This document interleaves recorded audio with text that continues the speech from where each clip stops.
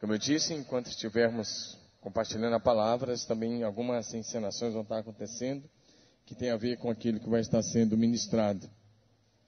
Quero compartilhar uma palavra baseada em Apocalipse capítulo 19. Eu sei que nós estamos na antevéspera do Natal e eu sei que é provável que você veio aqui e é muito comum as igrejas evangélicas, e nós também nessa época pregamos uma palavra sobre o Natal. Mas dessa vez eu não vou falar sobre o Natal com você. Propositadamente, nós queremos enfatizar Jesus como o Rei dos Reis. Amém? Porque o Natal que está aí, e do jeito que está aí, não tem nada a ver com o Natal que a gente aprendeu a comemorar lá atrás. O Natal que está aí é pagão, é idólatra, é apóstata. Sim, é apóstata, porque você não vai ver o nome de Jesus sendo louvado, exaltado em nenhum desses lugares. Também não temos nenhum versículo no Novo Testamento, ou no Velho Testamento, muito menos. Não temos nenhum versículo no Novo Testamento mandando comemorar o Natal. Também Jesus não nasceu em dezembro. Jesus, quando veio ao mundo, se fez carne, nasceu entre o final de setembro e o final de outubro. Período da festa dos tabernáculos. Então, a palavra, inclusive, que João usa, o verbo se fez carne e habitou entre nós, a palavra é tabernaculou-se. Nós sabemos que Jesus não nasceu em dezembro, porque Lucas 2 diz que quando Jesus nasceu, os pastores estavam ao relento, no campo, guardando seus rebanhos durante a vigília da noite. E todos nós sabemos que naquela região da Ásia, em Israel e outros países da Ásia, neva em dezembro. Esfria muito, chega a nevar em dezembro e janeiro. Em dezembro e janeiro você coloca o rebanho no aprisco e não ao relento.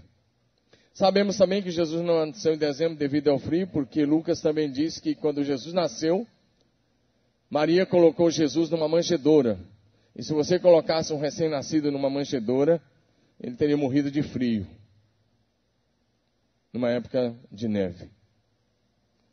Então são indicadores bem claros. E como eu disse, não tem nenhum versículo do Novo Testamento mandando a igreja comemorar o Natal. Jesus deixou apenas duas ordenanças. A ceia do Senhor e o batismo.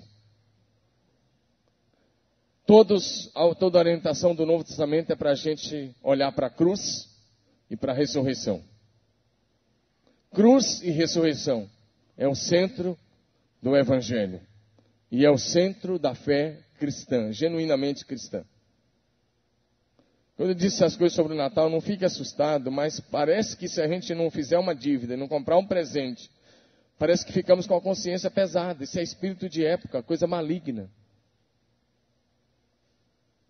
Eu não estou pregando não, estou só dando uma orientação porque eu vou pregar sobre isso. Isso é uma coisa maligna. E você, quando não recebe um presente, também parece que fica depressivo. Não fique, porque é uma coisa maligna. O Natal, como está aí, é mais ou menos assim. Digamos, vamos pegar um aí. Digamos que marcasse o seu aniversário. Vamos lá. E aí os seus amigos todos se reunissem e trocassem muitos presentes entre si, tomassem muita bebida, fizessem um churrasco, carneiro, peru, sei lá o quê. E um churrasco mesmo. E aí, não convidassem você. Eu te pergunto, como é que você se sentiria? Olha para mim, seja sincero, como é que você se sentiria? Se os seus amigos fizessem a maior festa, trocassem muito presente entre eles, mas não te dessem nenhum presente, e nem mesmo mencionasse o seu nome. E algumas semanas depois ele te encontrasse, comemoramos o teu aniversário, foi muito jóia. E você ia dizer, mas como eu não estava lá? É exatamente isso que o comércio fez com o Natal. E o velhinho barbudo de barba branca que está lá, é uma ideia do paganismo para tirar o foco de Jesus Cristo. Isso tudo tem origem pagã, e eu não tenho tempo para ficar falando aqui sobre isso. A árvore de Natal é de origem pagã, e tudo que dá, todos esses símbolos são paganistas, são os símbolos do paganismo, da idolatria e daqueles que querem desvirtuar o Natal. Nos Estados Unidos, por exemplo, eu estava até falando com o David esses dias, e ele estava me falando que nos Estados Unidos não pode mais nem dizer Feliz Natal com Jesus. E nas escolas pode cantar todas as músicas, menos músicas que citam o nome Jesus. Que Natal é esse sem Jesus? Do comércio abarrotado, das luzes e das pessoas já virando o ano endividado, porque tem que comprar? Porque a mídia dita? Não, nós como igreja temos uma outra resposta. Nós olhamos para Jesus crucificado, onde Ele levou na cruz nossos pecados, nossas dores e nossas enfermidades. Onde Ele nos reconciliou com o Pai. E nós olhamos para Jesus glorificado, aquele que virá como Rei dos Reis e Senhor dos Senhores. Amém? Quantos estão me entendendo? Diga amém. Então esse é o sentido do Natal, é olhar para Jesus, Rei dos Reis. Nós vamos olhar para isso agora. Eu quero que você entenda, eu quero olhar para isso. E ontem o pastor Claudinei pregou uma linda mensagem sobre uma noite com o Rei. Hoje eu quero pregar uma mensagem com o tema, para sempre com o Rei. Diga isso, para sempre com o Rei. Foi para isso que Jesus veio. Livro do Apocalipse, capítulo 19. Livro do Apocalipse, capítulo 19. Os versos de 1 a 9. Depois disso, ouvi nos céus algo semelhante à voz de uma grande multidão que exclamava, aleluia, a salvação, a glória e o poder pertencem ao nosso Deus. Pois verdadeiros e justos são os seus juízos. Ele condenou a grande prostituta que corrompia a terra com a sua prostituição. Ele cobrou dela o sangue dos seus servos. E mais uma vez a multidão exclamou, aleluia, a fumaça que dela vem sobe para todo sempre. Os 24 anciãos, os 4 seres viventes, prostraram-se e adoraram a Deus, que estava sentado no trono, e exclamaram, amém, aleluia. Então veio do trono uma voz, clamando, louvem o nosso Deus, todos vocês, seus servos, vocês que o temem, tanto pequenos como grandes. Então ouvi algo semelhante ao som de uma grande multidão, como o estrondo de muitas águas e fortes trovões, que bradava aleluia, pois reina o Senhor, nosso Deus, o Todo-Poderoso. Regozijemo-nos, vamos alegrar-nos e dar-lhe glória, pois chegou a hora do casamento do Cordeiro e a sua noiva já se aprontou. Para vestir-se foi-lhe dado linho fino, brilhante e puro. O linho fino são os atos justos dos santos. E o anjo me disse, escreve, felizes os convidados para o banquete do casamento do Cordeiro. E acrescentou, essas são as palavras verdadeiras de Deus. Amém? Quero então compartilhar uma palavra com você nesse assunto, nesse tema. Esse capítulo do Apocalipse, então, nos mostra a visão da alegria e da celebração que estava acontecendo no céu. E os santos anjos de Deus e os salvos na glória estavam celebrando algumas coisas. Primeiro, estavam celebrando a queda da Babilônia, que é símbolo de toda a idolatria, de toda a prostituição espiritual, de satanismo, de feitiçaria e de tudo aquilo que não agrada a Deus. O céu estava alegre, a alegria do céu pelas bodas do Cordeiro, Jesus Cristo. A visão de João também é gloriosa sobre a segunda vinda de Cristo e a sua vitória retumbante sobre seus inimigos espirituais, sobre os inimigos da cruz de Cristo. A palavra aleluia aparece aí 4 vezes. O texto começa, depois disso, João disse, ouvi do céu, ou no céu, uma grande voz, que diz, de uma numerosa multidão, dizendo, aleluia. Essa palavra é uma expressão hebraica, e significa louvai a Yahvé, ou, em português, louvai a Jeová. Louvado seja o Senhor. A palavra aleluia, então, aparece 4 vezes só nesses 6 primeiros versículos, a fim de anunciar que a salvação e o triunfo pertencem ao Senhor, e que finalmente chegou o dia das bodas do Cordeiro de Deus, Jesus Cristo. O seu encontro definitivo com a igreja. A sua noiva já está preparada para as núpcias, de acordo com o relato do texto bíblico. A Bíblia, então, usa a linguagem figurada, amados, de um casamento, para comunicar-nos o profundo amor de Deus, o Pai, para conosco. E o amor sacrificial de Jesus Cristo para com a igreja, a sua amada noiva. Então, a expressão bodas desse texto, a expressão casamento aí, é uma expressão figurada para que você possa compreender o grandioso amor de Deus por mim e por você. Posso ouvir um amém de vocês? Amém? Então quero que você participe, tá certo? E com muita alegria, porque estamos encerrando um ano muito feliz com aquilo que Deus tem feito. Nós estamos felizes? Amém? Primeiro lugar, então.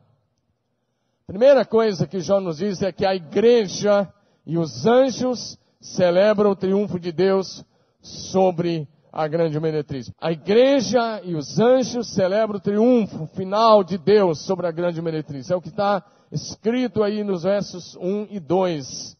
O texto sagrado diz com muita clareza: ouvi uma grande voz no céu, de numerosa multidão, ou seja, os anjos e os salvos, dizendo aleluia, a salvação e a glória e o poder são do nosso Deus.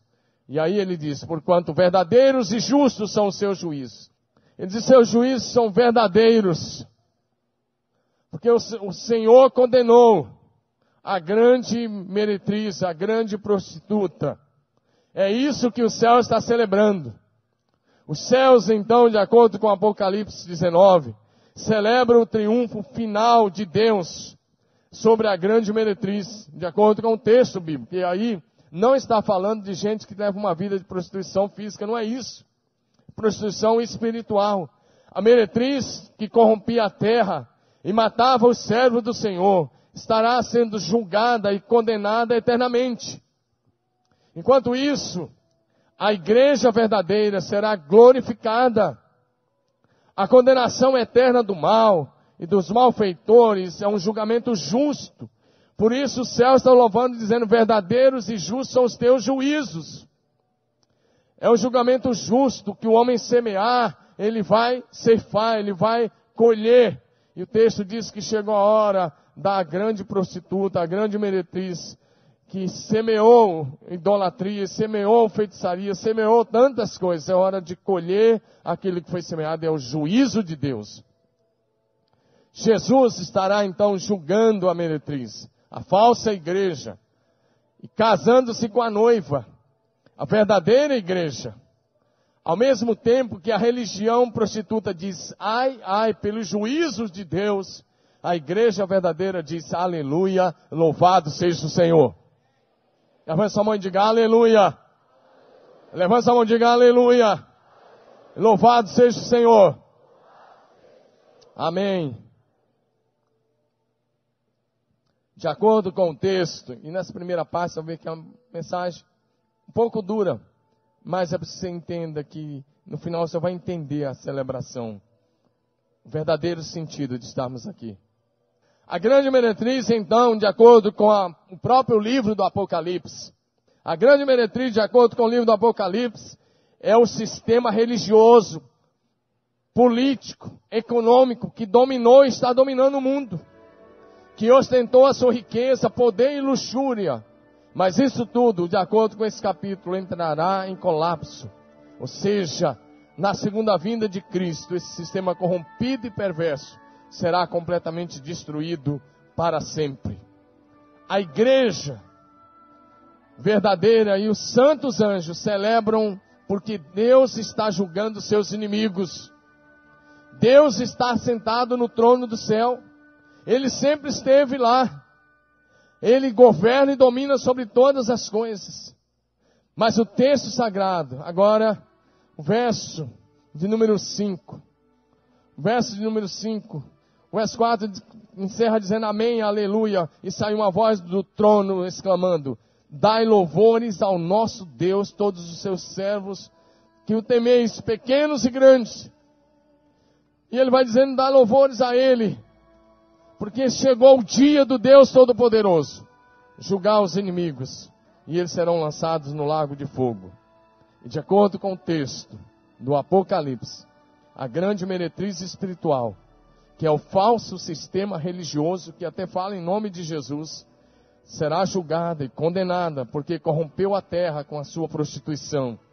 Levou as nações a se curvarem diante de ídolos, desviou as pessoas do verdadeiro Deus, ensinou falsas doutrinas, produziu apóstatas ao invés de fazer discípulos para Jesus Cristo. E mais, matou os profetas, os servos de Deus. É o que está no Apocalipse, capítulo 19, verso 2. E o verso número 3 fala que o juízo será eterno, quando diz a sua fumaça sobe pelos séculos dos séculos. Amém? Como eu disse, às vezes a mensagem é um pouquinho difícil de você entender agora no início, mas se você ficar ligado, você vai entender e vai sair daqui assim amando muito mais a Jesus Cristo. Amém? Que o texto do Apocalipse está dizendo para a gente é que as máscaras da falsa religião cairá. As máscaras cairão. O poder da falsa religião cairá. A condenação desse sistema religioso profano, de acordo com o texto, é de tormento eterno. Apocalipse 19:3, a fumaça dela sobe ou vem pelos séculos dos séculos, ou para sempre. Enquanto isso, a Bíblia diz, todo joelho, levante sua mão e diga, todo joelho. Diga, levante sua mão e diga, todo joelho se dobrará, e toda língua confessará que Jesus Cristo é o Senhor, para a glória de Deus Pai. A voz da grande multidão é isso. A voz dos santos anjos e dos salvos que estão na glória é esse. O coro celeste é unânime dizendo aleluia. O Senhor nosso Deus reina, governa, sustenta, dirige a história. Levante sua mão e diga assim, o futuro da igreja é glorioso. Diga de novo, o futuro da igreja é glorioso. Vire para o seu vizinho de cadeira e diga para ele, o seu futuro é glorioso. Amém? E do outro lado diga, o seu futuro é glorioso. Amém? Agora, a segunda coisa que eu quero enumerar. Enquanto o destino da falsa religião é no lago de fogo, o futuro da igreja é glorioso. A segunda coisa é, os céus celebram o casamento da noiva, a igreja, com o seu noivo, o Cordeiro de Deus. Diga isso, vamos lá?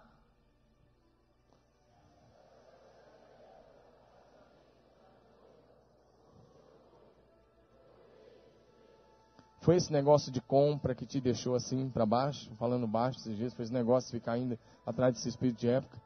Quebra isso em nome de Jesus. Você está num culto de adoração, você tinha que estar aqui sorrindo. Eu estou falando do seu futuro eterno com Jesus. Então você vai ler de novo, mas faz bonito. Vamos lá?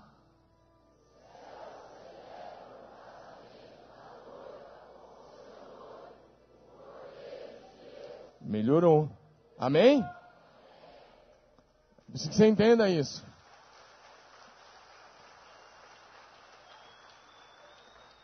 Primeira parte do texto, ele mostra a condenação da meretriz. O sistema religioso falso. Mas agora ele vai mostrar a celebração no céu. Pela igreja e pelos anjos. Por aquilo que Deus está fazendo. Está nos versos de 6 a 10. O verso 6 a 10.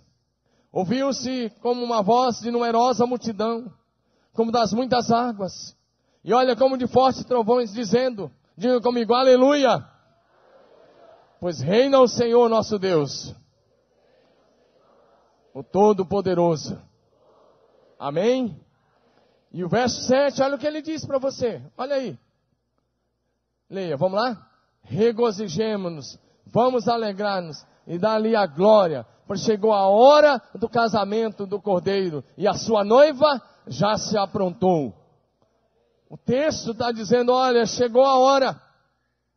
A meretriz, a falsa igreja, será julgada e condenada. A igreja verdadeira, a esposa do Cordeiro, será honrada e glorificada.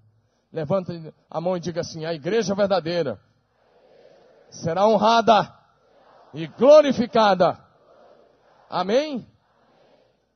Enquanto a meretriz tem as suas vestes manchadas de prostituição e violência, as vestes da igreja, a esposa do Cordeiro, tem as suas vestes limpas, alvas como a neve, santas, puras.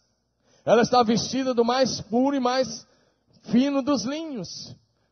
É exatamente o que está diante de você. Para vestir-se foi lhe dado linho fino, brilhante e puro. E o linho fino são os atos de justiça dos salvos, diz a palavra. A noiva é a igreja verdadeira. Em todo o Novo Testamento, Jesus é apresentado como cabeça da igreja, a igreja como seu corpo, e a igreja é apresentada como noiva do Cordeiro, como noiva de Jesus, como esposa do Cordeiro. A noiva, diga noiva, diga bonito, levanta seus olhos, diga noiva, é a igreja verdadeira. Diga os convidados, são todos os discípulos de Jesus. Amém? Você é discípulo? Vem pro seu vizinho e fala assim, você é discípulo de Jesus? Então você é convidado para as bodas. Se você é discípulo, você é convidado. Os convidados são todos aqueles que fazem parte da igreja de Cristo. Levanta sua mão, mas assim, se você não sorrir agora, eu vou jogar esse microfone na sua cabeça. Claro que eu não vou jogar, estou brincando. Mas fosse pelo menos um pedaço de isopor, dava, né? Mas microfone não. Levanta sua mão bem bonita e diga, a igreja. Diga, a igreja de Jesus é o povo mais feliz da terra. Diga de novo, a igreja é o povo mais feliz da terra. Diga, porque nós somos. Diga, somos filhos de Deus, família de Deus, que está se preparando. Diga, está se preparando para a glória da eternidade. Diga, o nosso destino é a glória. A nossa pátria é o céu. Agora diga bonito, a eternidade será uma festa que jamais se acabará. Aleluia! Aleluia! Aleluia! Aleluia! A eternidade é uma festa que jamais se acabará. Seu destino é o céu. Sua pátria é o céu. Você foi chamado a fazer parte da igreja de Jesus. Então diga de novo, aleluia. Não tenha medo de dizer isso não. Antigamente você ficava achando que aleluia era uma palavra que só crente pentecostal daqueles que podia falar. Que besteira. É uma expressão bíblica, louvado seja Yahvé. Um dos nomes mais sagrados de Deus. Louvado seja o Senhor. Você é mais do que pentecostal, então diga assim, aleluia. Para Jesus, com um sorriso no lábio, para ele olhar para o teu sorriso, diga aleluia. Amém. O noivo é descrito como cordeiro, como noivo, querido. Jesus quer ser amado, honrado, glorificado, celebrado, sempre celebrado, como aquele que deu a sua vida pela sua amada, a igreja. Aquele que derramou seu sangue na cruz do Calvário. Para isso que nós estamos aqui, para olhar para Jesus, como aquele que nos amou com amor sacrificial. As bodas do Cordeiro falam da consumação gloriosa desse lindo relacionamento de amor eterno entre Cristo e a sua amada igreja. As bodas falam da segunda vinda de Cristo, vindo ao nosso encontro, e com Ele habitaremos para todo sempre. Amém? No mundo onde não haverá mais o pecado, seremos tirados para sempre da presença do pecado. Enquanto estamos aqui, temos que lutar contra o pecado diariamente. Mas, depois desse encontro, nossa habitação eterna será com o Rei dos Reis, o Senhor dos Senhores. Reinaremos com Ele para todo sempre. Amém? Você está aqui mesmo? Veio adorar Jesus? Então dá um glória a Deus bonito, hein? Porque se você não veio adorar Jesus, tudo bem, mas se você veio adorar, você tem que se alegrar na presença dEle. As bodas do Cordeiro, Jesus Cristo. As bodas podem ser melhor compreendidas quando examinamos a cultura hebraica antiga. Quando examinamos a cultura hebraica. Nessa cultura, o casamento tinha 4 fases distintas. Vou explicar isso para você. Na cultura hebraica, o casamento tinha 4 fases distintas. A primeira delas era o noivado. Era o noivado. No noivado, os compromissos do matrimônio eram feitos na presença de testemunhas. E a bênção de Deus era proferida pelo rabino sobre a união dos noivos, a união do casamento. E desde esse dia, o noivo e a noiva estavam legalmente casados. A grande diferença é que eles não começavam a morar juntos. Eles faziam compromisso, o rabino abençoava, tinha as testemunhas, era pronunciada a bênção de Deus, mas cada um voltava para a casa dos seus pais. Era assim que José e Maria estavam, quando o anjo Gabriel foi à casa dela, e quando ela achou-se grávida pelo Espírito Santo. Se você depois ler a história lá do nascimento de Jesus, era assim que eles estavam. Cada um voltava para a sua casa. Mas, o segundo período, a segunda fase do casamento hebraico, era o intervalo. Terminou a cerimônia, não tinha nem festa. Noivado, nem festa. A noiva voltava para a casa do pai e ele para a casa dos pais dele. Isso podia durar 1 ano. Às vezes até mais um pouco, ou às vezes menos. Enquanto isso, durante o intervalo, o esposo agora, o noivo, pagava um dote para a noiva. Pagava um dote para o pai da noiva. Aquele intervalo era o período para ele pagar o dote. Se ele não tinha dinheiro, tinha que trabalhar. Pagava o dote. E era uma grana boa que ele tinha que pagar para o pai da noiva. Mas também no intervalo, o noivo construía a sua própria casa. Ele, com a ajuda do pai, dos parentes, ele construía a sua casa. Mas nesse período, a noiva, todo dia tinha que se preparar. Porque ela nem sabia que dia que o noivo ia chegar. Qualquer momento, o noivo podia chegar e dizer, olha, essa semana, eu estou com o dinheiro do dote, está aqui. A minha casa está construída, está tudo pronto. Ele ia lá para buscar a noiva se preparava para receber o noivo, que podia chegar a qualquer momento. E ela devia apresentar-se diante do seu noivo, virgem, santa, pura, sem mácula. Essa era a segunda fase. Aí vinha a terceira fase do casamento. A terceira fase do casamento era a procissão para a casa da noiva. O noivo com seus amigos, e ele estava vestindo o melhor traje, seu melhor terno, digamos assim. Ele era acompanhado de amigos, e esses amigos, eles iam cantando, aqui eles não estão cantando, mas eles iam cantando, levando tochas nas mãos, e era uma grande procissão, eram muitos amigos. E ele ia até a casa da noiva,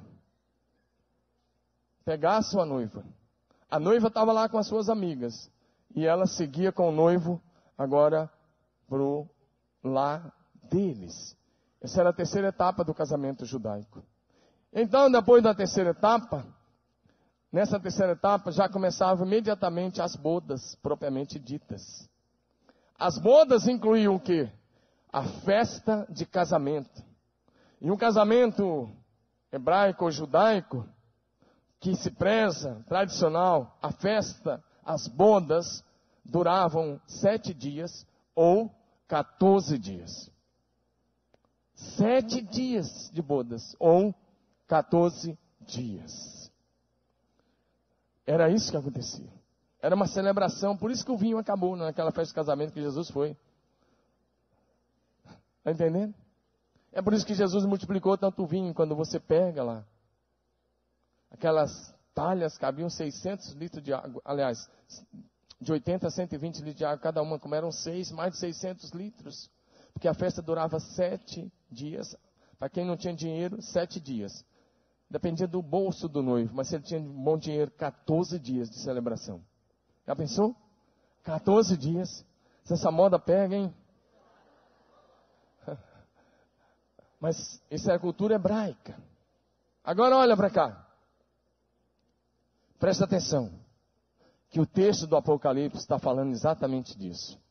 Jesus pegou o casamento hebraico e começou a ilustrar entre ele e a sua verdadeira igreja.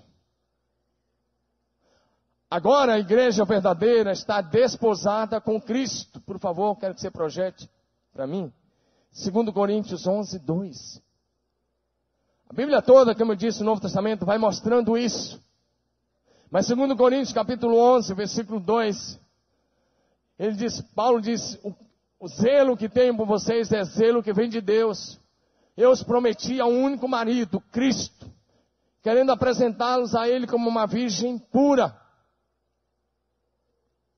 Jesus diz, Paulo diz, eu quero apresentar a igreja como noiva ataviada para o seu noivo. Efésios 5, 27. Ele diz, como uma noiva, a igreja tem que se apresentar diante do seu noivo, o Senhor Jesus Cristo. Efésios 5, 27. Como uma noiva, gloriosa, sem manchas, nem ruga ou coisa semelhante, mas santa e inculpável. Meu querido, você faz parte da igreja. E Deus espera que você, como parte da igreja, seja uma noiva santa. Agora, Jesus pagou o dote. Qual foi o dote? O seu sangue na cruz do Calvário. Amém? Apocalipse capítulo 5, versículo 9. Nesse texto, Jesus recebe um louvor no céu, dizendo, tu és digno de receber o livro, de abrir os seus selos. Pois foste morto e com o teu sangue compraste para Deus gente de toda tribo, língua, povo e nação. O dote que Jesus pagou por mim e por você foi o seu próprio sangue derramado na cruz do Calvário. Nós estamos no terceiro período do casamento, o intervalo. Lembra do intervalo? Que o noivo saía para preparar a sua casa. O intervalo, a noiva ficava se preparando. Ela se perfumava todos os dias. Se preparava todos os dias. O intervalo era o período que a noiva tem para se preparar. Amada igreja, olha para mim, presta atenção, estou falando uma palavra muito séria para você. Antes de Jesus sair, em João 14, 2, ele diz, vou preparar-vos lugar. E eu vou voltar. E vou levar vocês para minha própria casa. Para que onde eu estiver, vocês estejam também. Mas ele olhou para a igreja e disse, igreja, sejam santos como eu sou santo. 1 Pedro 1, 15 e 16, ele diz, quero que vocês sejam santos em todo o vosso procedimento. 2 Pedro, capítulo 3, versos de 11 a 14. Pedro disse, olha, aguardando, esperando, apressando a vinda de Deus, devemos ter uma santa maneira de viver. Devemos viver da melhor forma possível. Devemos aguardar o Rei da glória. Nós estamos no período do intervalo. E esse período é para que eu e você possamos desenvolver a nossa salvação presente. Amém, amados? Em santificação e honra.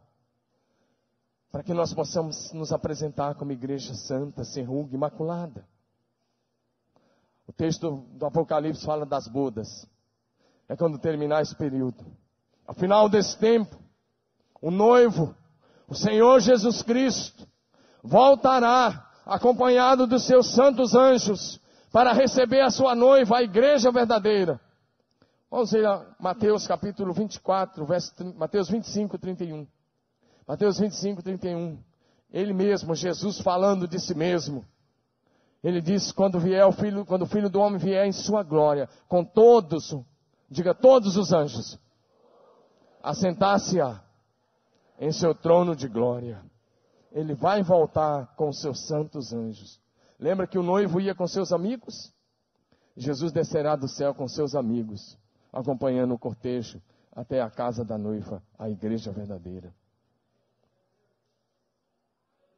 Amém, amados? Sabe qual é o problema, querido? A igreja está enamorada do mundo, quando ela tinha que estar enamorada de Jesus.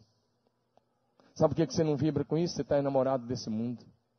Nós estamos enamorados das melhores casas, dos melhores carros, nós estamos enamorados do dinheiro, nós estamos enamorados do capitalismo, nós estamos achando que é aqui. Por isso uma palavra como essa talvez já não mexe mais com você, que você está enamorado do mundo. Quando a Bíblia diz, não ameis o mundo, nem o que há no mundo. O mundo passa a sua concupiscência, mas aqueles que fazem a vontade de Deus permanecem para sempre. Amém, igreja? Deus não quer a mim nem a você namorado do mundo. Tiago 4,4 ele diz, se alguém amar o mundo, o amor do Pai não está nele. Aquele que quiser ser amigo do mundo, torna-se inimigo de Deus. Igreja, você tem que estar apaixonada por Jesus. Você tem que estar apaixonado por Jesus. Não apaixonado pelo novo modelo de carro. Não apaixonado pelo dinheiro. Não apaixonado pelos prazeres. Eu conheço tanto essa igreja, que quando eu vejo que vocês não estão vibrando, é porque alguma coisa está acontecendo. Estão olhando, vendo televisão demais, apaixonados pela televisão, gastando tempo lá e vivendo frieza espiritual por causa da época do ano. Deus não quer isso para você. Deus quer que você seja uma noiva apaixonada pelo seu noivo, o Senhor Jesus Cristo, que não vê a hora dele voltar, uma noiva que o tempo todo diz, Maranata, ora vem, Senhor Jesus. No final desse tempo, Jesus voltará. Então começarão as bodas. Começarão as bodas do Cordeiro. Apocalipse 19, versículo 7 agora.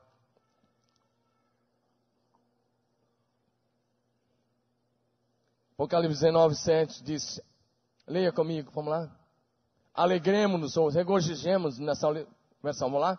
Regozijemos-nos, vamos alegrar-nos e dar-lhes a glória, pois chegou a hora do casamento do Cordeiro e a sua noiva já se aprontou.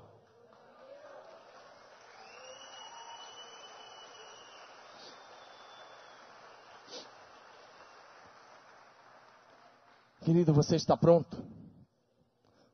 Olha para mim, você está pronto? Quantos fazem parte da noiva do Cordeiro aqui? Você está pronto? O texto diz, a noiva se aprontou. Querido, eu quero que você tenha uma grande visão da igreja. Eu vejo muita gente olhando para a igreja, falando, a igreja está acabando, a igreja sei o quê. Eu estou vendo uma outra coisa, eu sei que tem igreja fechando na Europa, nos Estados Unidos e até em alguns lugares do Brasil, mas eu quero olhar para a igreja como igreja gloriosa, sem rúcula, sem mácula nenhuma, uma igreja santa e irrepreensível, uma igreja que se apronta para o encontro com Jesus a qualquer dia, a qualquer hora.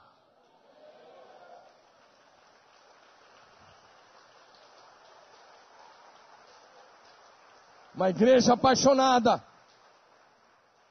Uma igreja que não fica enamorada do mundo. Uma igreja que é apaixonada por Jesus. Que se apaixona só por Jesus. Que só tem uma paixão, Jesus. Uma igreja fiel, leal, santa, imaculada, irrepreensível. Como uma linda noiva apaixonada pelo seu noivo. Mas se nós entrarmos nesse espírito de época, desse falso Natal, desse mundanismo que está aí, desse capitalismo que está aí, nós vamos perder o foco. E muitos cristãos têm perdido o foco. Paulo disse, o amor ao dinheiro é a raiz de todos os males. E quantos, amando o dinheiro, se desviaram, perderam o foco. Querida, a vida na terra é tão rápida, tão curta. O que você está fazendo? Olha para Jesus, se apaixone por Ele outra vez. As bodas do Cordeiro com a sua igreja não vão durar 7 dias, nem 14 dias, mas a eternidade.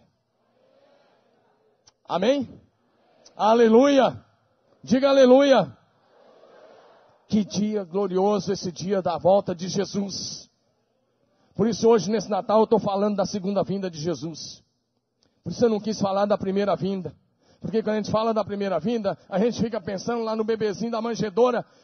Um dia ele deitou naquela manjedoura, mas ele é o nome sobre todo nome no céu e na terra e debaixo da terra. Ele é o Rei dos Reis, Ele é o Senhor dos Senhores, Ele é o maravilhoso conselheiro, Ele é o Deus forte, Ele é o Pai da eternidade, Ele é o Príncipe da paz, Ele é aquele que voltará gloriosamente, poderosamente. Ele é o Senhor. Meus olhos estão nele, um nome sobre todo nome no céu, na terra e debaixo da terra. No nome diante de quem os santos anjos, os querubins, os serafins, os 4 seres viventes se dobram, se ajoelham e colocam suas coroas diante dele. É nele que estão os meus olhos e é nele que tem que estar os seus olhos, não no bebê da manjedoura. Esse é o falso Natal. Amém, igreja? O verdadeiro Natal é olhar para o Rei dos Reis, é se apaixonar por Ele. Em último lugar, os céus se abrem para a vinda do noivo. Diga isso, vamos lá?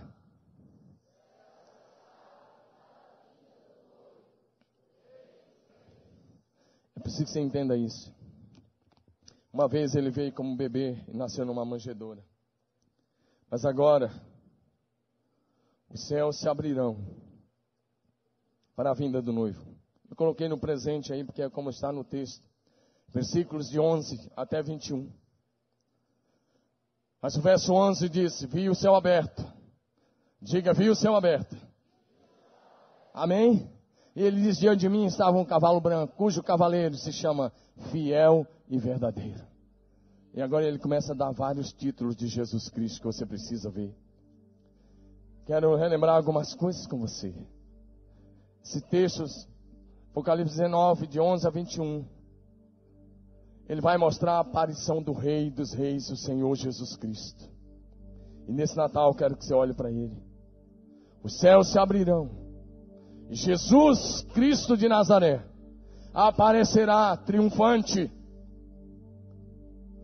As pessoas pensavam que quando Jesus viesse a primeira vez, Deus ia dar um espetáculo, abrir o céu, e uma coisa cinematográfica, mas Deus não fez isso.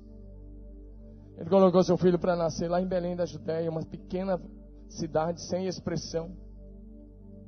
Não foi nem em Jerusalém, em Belém da Judéia.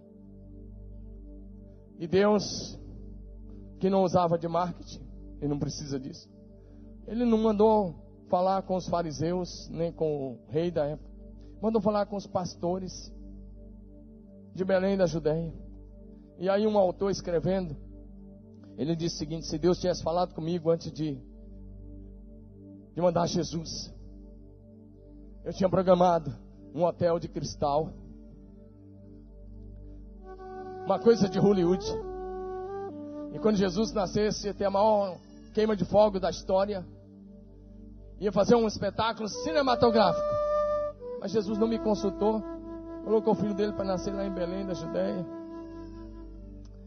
É um autor sério. Depois ele diz, ele fala todas as coisas que tinham tudo para dar errado.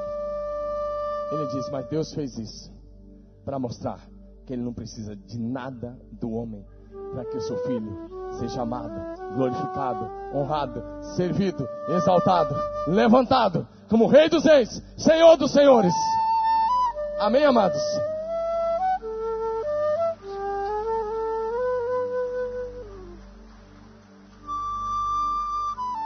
Então Jesus Cristo aparecerá outra vez, triunfante. Agora não como um bebê. Agora o mundo vai ver um espetáculo. Agora, no dia das bodas, o mundo assistirá ao maior espetáculo da terra.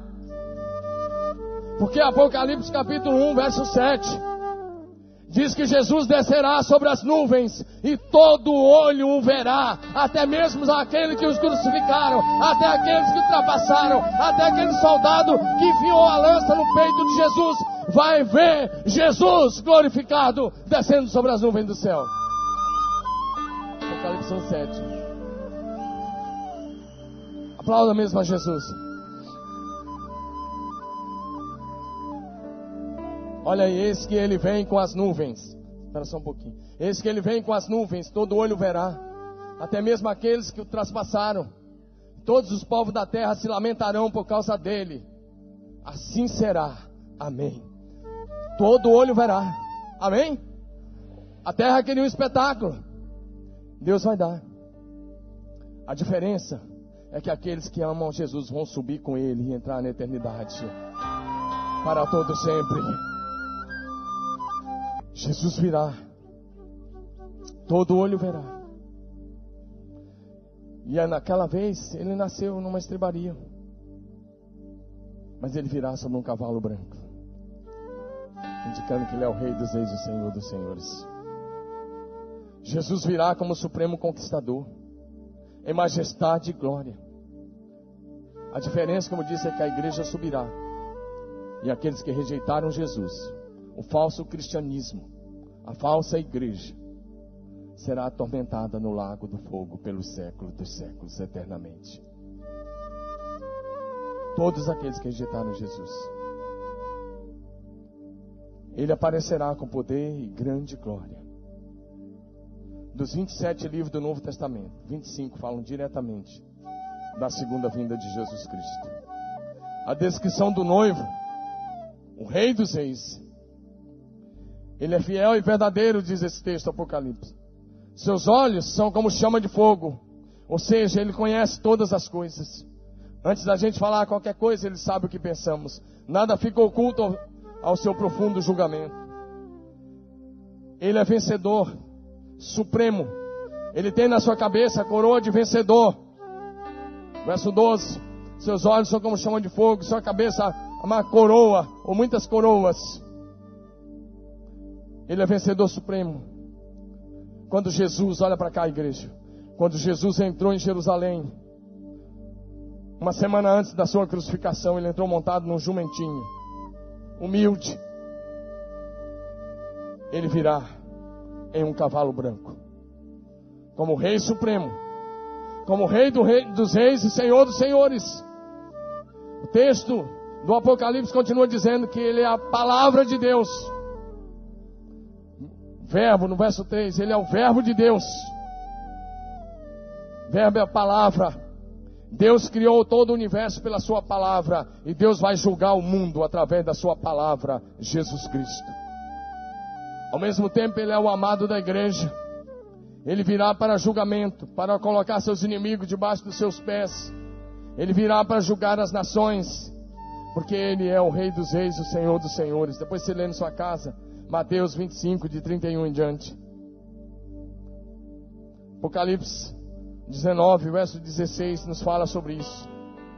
Tem em seu manto,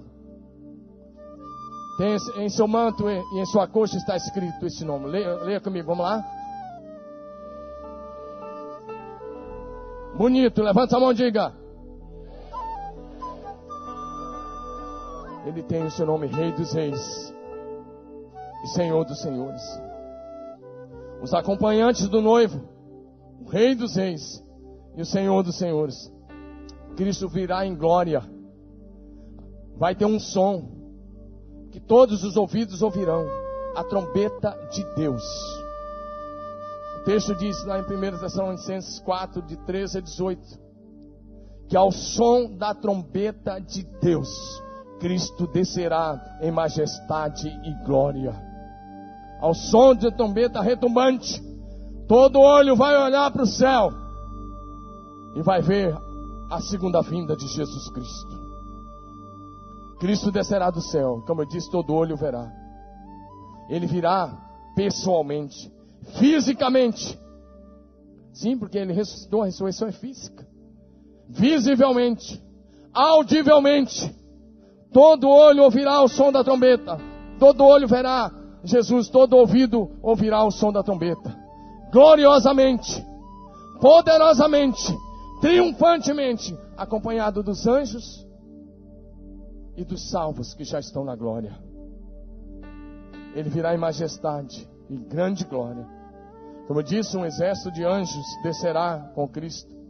Os salvos que estiverem na glória virão com ele entre as nuvens, e também montados em cavalos brancos, trajando vestes brancas, diz o texto do Apocalipse, que acabamos de ler, que está aí diante de você. E tantos outros textos, como Mateus 24, 31. Mateus 24, 31 fala que ele vai mandar os seus anjos. Mateus 25, 31, Marcos 13, 27, Lucas 9, 26, 1 Tessalonicenses 4, de 14 a 18, 2 Tessalonicenses 1, de 7 a 10, Apocalipse 19, 14. Seguiu no exército que há no céu, montado em cavalos brancos, todos vestidos de linho finíssimo, resplandecente e puro. A descrição da derrota dos inimigos do Rei dos Reis. Apocalipse 19, 17 e 18. Enquanto os salvos são convidados para entrar no banquete das bodas do Cordeiro, as aves de rapina são convocadas para comerem carnes dos reis, dos generais, dos poderosos, dos comandantes, de cavalos e cavaleiros. Versículo 17 e 18. Nesse texto, João vê um anjo que se coloca em pé no sol e ele clama, convocando as aves, porque haverá duas ceias. Eu quero te perguntar em qual delas você quer estar. Haverá a ceia das bodas do Cordeiro, e Jesus disse isso aos apóstolos, aos discípulos, e nós vamos cear com ele. E haverá a ceia maligna dos derrotados, daqueles que rejeitaram Jesus. Um grande contraste entre os dois banquetes. O primeiro é o banquete da ceia nupcial do Cordeiro de Deus, ao qual, ou para a qual, todos os salvos são convidados. Apocalipse 19, de 7 a 9. O segundo banquete é o banquete dos derrotados, ao qual as aves do céu, as aves de rapina, é que são convocadas. Isso indica que todo o poder terreno chegará ao fim. A vitória de Jesus Cristo na sua volta é plena, será plena, completa, final e eterna. Para concluir, o Rei dos Reis triunfará sobre os seus inimigos na batalha final, o Armagedon. Apocalipse 19, de 19 a 21. Essa será a peleja do grande dia do Deus Todo-Poderoso. Apocalipse 16, de 14 a 16. Quando os inimigos do Cordeiro se reunirem, então a sua derrota será total e final. Essa batalha Jesus vencerá não com armas, mas com a palavra, a espada afiada que sai da sua boca. Apocalipse 19, verso 15 e 19 a 21. Jesus Cristo destruirá o anticristo com o sopro da sua boca, pela sua manifestação e pelo seu poder na sua vinda. 2 Tessalonicenses 2, versículo 8. O diabo, que tem causado todos os males à humanidade, o anticristo, o falso profeta, as bestas, serão todos lançados no lago de fogo. Apocalipse 19, verso 20. Mas a besta foi aprisionada e com ela o falso profeta. Os dois foram lançados vivos dentro do lago de fogo, que arde com fogo e enxofre.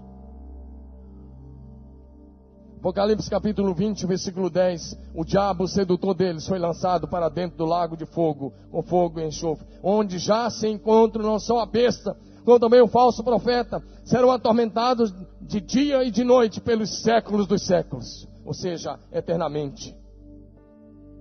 Amém?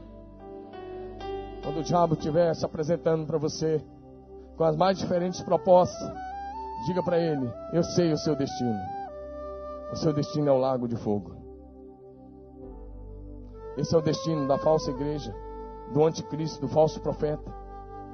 É o destino de todos os mentirosos, idólatras, feiticeiros, enganadores, ladrões, roubadores, homicidas, qualquer que seja o pecado, adúlteros,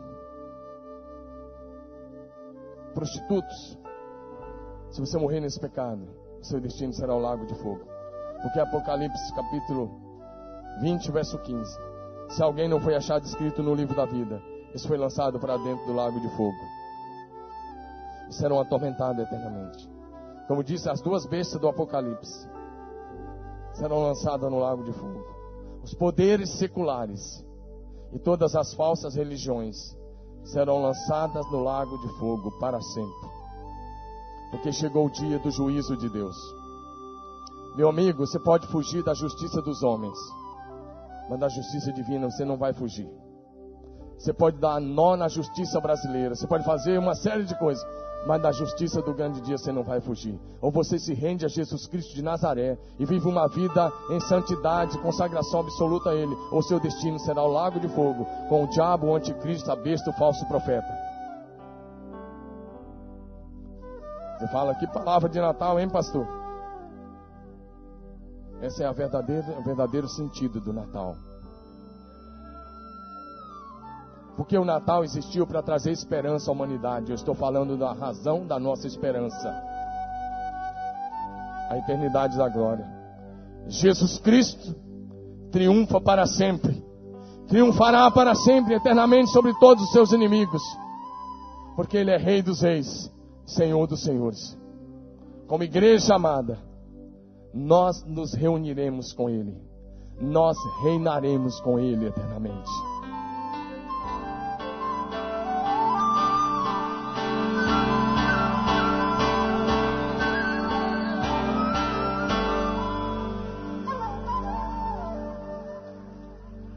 Levanta a mão e diga, como igreja, nós reinaremos com Jesus Cristo para sempre. Enquanto os inimigos de Deus estarão sendo atormentados por toda a eternidade, a igreja verdadeira desfrutará da glória de Cristo, celebrando as bodas do Cordeiro para todo sempre com o Rei. Amém, igreja? As bodas do Cordeiro, o Cordeiro de Deus, as bodas do Cordeiro de Deus continuarão, como eu disse, não por uma semana, nem por 2 semanas, mas diga por toda a eternidade. Diga por toda a eternidade. Amado irmão, noiva do Cordeiro, em breve Jesus Cristo voltará. Em breve Jesus Cristo voltará como Rei dos Reis e Senhor dos Senhores. Eu tenho uma pergunta para você. Cristo é Senhor da sua vida? Cristo é Senhor da sua vida? Segunda pergunta, você está preparado para a segunda vinda de Cristo? A noiva tem que se preparar para o encontro com o noivo. Bem-aventurados aqueles que são chamados para a ceia das bodas do Cordeiro. Aleluia. Amém. Maranata. Ora vem, Senhor Jesus.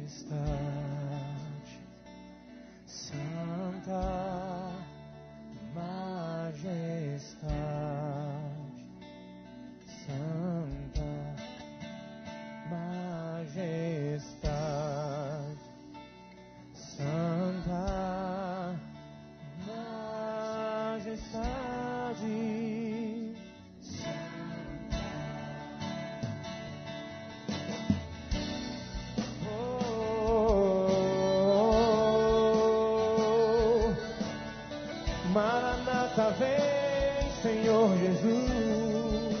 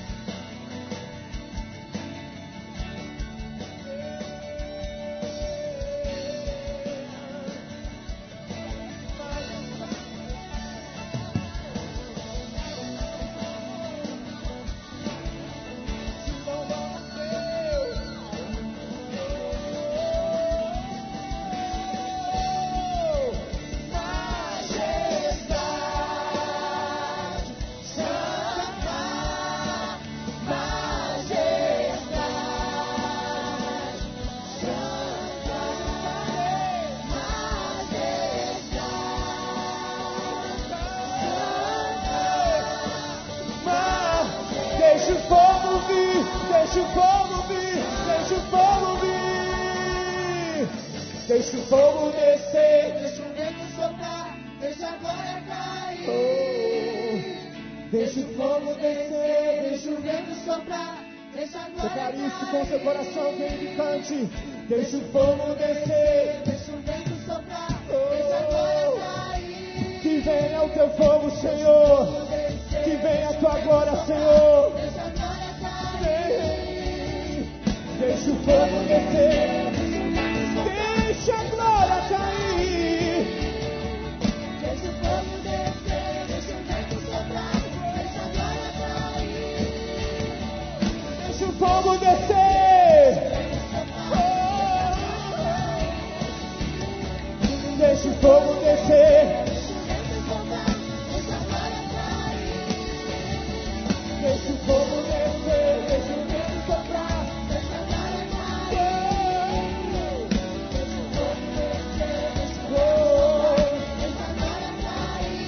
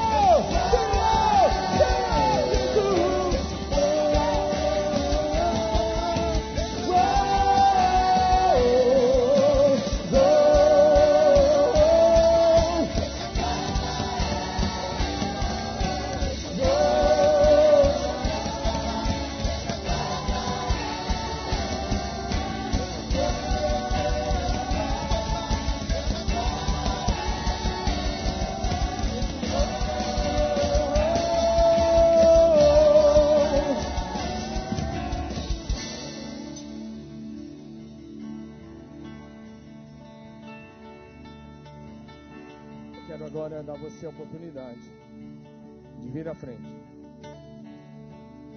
Claro que isso aqui é só uma representação, mas você vir aqui no altar e dizer: eu quero estar pronto, eu quero me apresentar diante da majestade santa.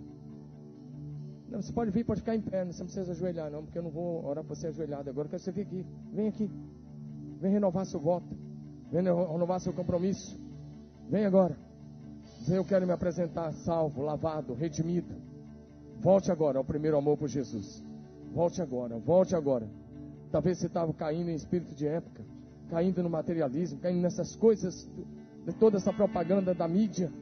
Vem à frente, tem muita vaga aqui perto de mim, aqui, ó, para cá, vira bem, encosta bem no palco, vai caber outros. Vem agora, deixa o seu lugar. Nós queremos encerrar aqui, nós temos mais 2 músicas, mas queremos encerrar orando por você, cantando, declarando a majestade santa.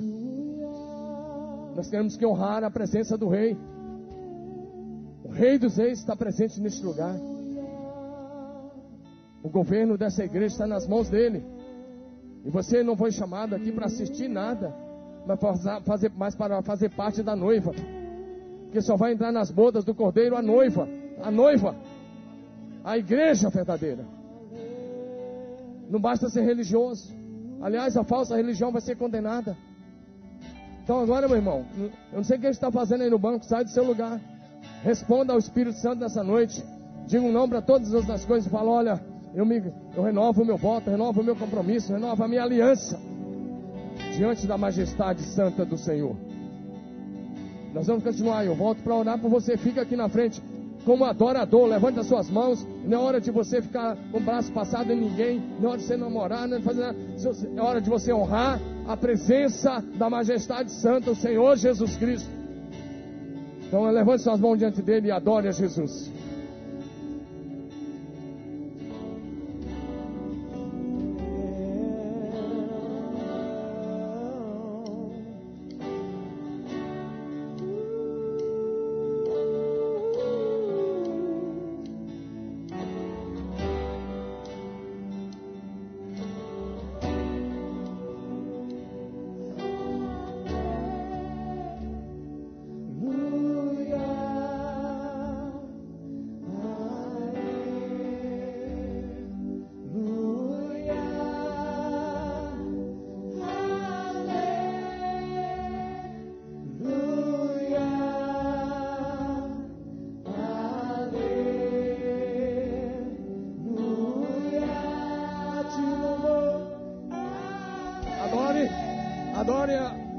Senhor, diga aleluia. Junte-se ao coro celeste, aos salvos, aos santos anjos. Junte aqueles que estão adorando, declarando isso para todos sempre. Dê o seu melhor.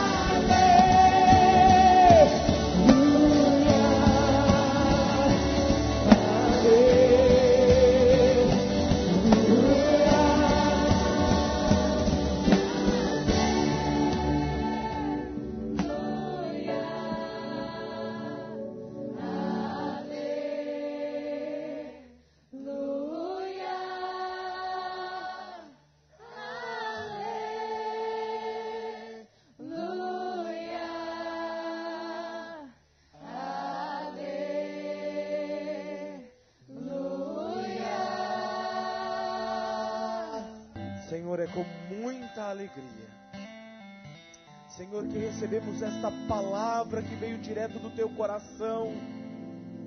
Senhor, esta igreja tem entendido o compromisso, o nível de comprometimento com o Teu reino e com o Senhor Jesus. E diante do Senhor estamos aqui, Senhor, com as nossas mãos postas, abertas, Senhor, para receber o Teu reinado sobre as nossas vidas. Queremos declarar aqui em alto e bom som que ansiamos pelo grande dia, onde o nosso amado Jesus retornará sobre as nuvens, onde as trombetas soarão, e este grande dia onde triunfaremos como igreja, como Tua noiva, Senhor. Estaremos para sempre com o Rei dos Reis e Senhor dos Senhores. Queremos ressaltar que mesmo, Senhor, depois desta palavra, não apenas ouviremos, Senhor, mas colocaremos em prática. Viveremos cada dia da nossa vida, daqui em diante, como se fosse o nosso último dia, esperando com vestes brancas, com as mãos limpas e coração puro, prontos para ver o Senhor face a face. E se este dia chegar hoje ou amanhã, nós estaremos aqui como um só corpo, declarando: Maranata, ora vem Senhor Jesus, ora vem Senhor Jesus. Eis aqui a Tua noiva, Senhor, te adorando. E no meio desta adoração agora, Senhor, receba como cheiro suave, como adoração perfeita diante do Senhor. Que nós nos unimos agora aos Teus anjos e vamos declarar ao Senhor, que é o único e digno de receber toda a adoração nesta noite, o Senhor Jesus, Rei dos Reis, Senhor dos Senhores. Aplauda ao Senhor, queridos, aplauda ao Rei dos Reis. Mais forte para o Senhor.